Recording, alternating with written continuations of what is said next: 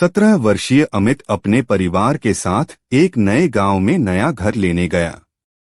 गांव की वातावरण बिल्कुल अलग थी। वहां की सुनसान सड़कें, डरावनी हवाएं और चुपचाप गुजरने वाली रात का अंधेरा उसे डरावनी लगने लगी। एक दिन उसके दोस्त ने उसे एक पुराने हवेली के बारे में सुनाया जो गांव के पास ही थी। हवेली के बारे में अजीब खबरें सुनकर अमित की जिज्ञासा बढ़ गई। उसने अपने दोस्त को साथ लिया और हवेली की ओर चला। हवेली पुरानी और डरावनी थी। उनका दिल धड़कने लगा, लेकिन वे अपने जीवन की सबसे बड़ी चुनौती का सामना करने के लिए तैयार थे। जैसे ही वे हवेली में प्रवेश किया, उन्हें एक अजीब सी आवाज सुनाई दी। वे हवेली के अंदर चले गए, जहां उन्हें रात के अंधेरे में उस साये ने सम्मोहित किया।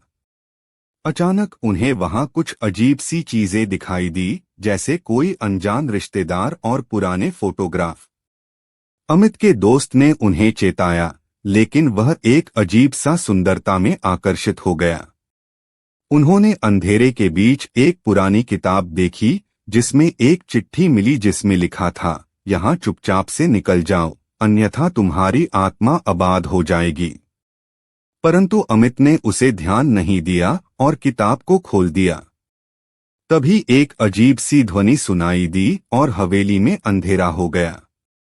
जब अमित के दोस्त ने उन्हें ढेर सारे हड़कड़ी होते हुए देखा, वे भागकर बाहर निकले, लेकिन अमित किताब के अंदर ही फंस गया।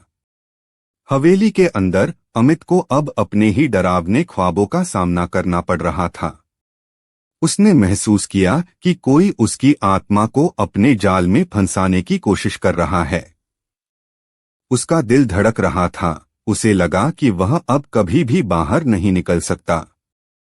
धीरे धीरे वह अपने आत्मा के खोज में डूबता गया और उसका आत्मा अंततः हवेली के अंदर ही बंद हो गया। उस दिन के बाद से किसी ने कभी भी अमित को नहीं देखा।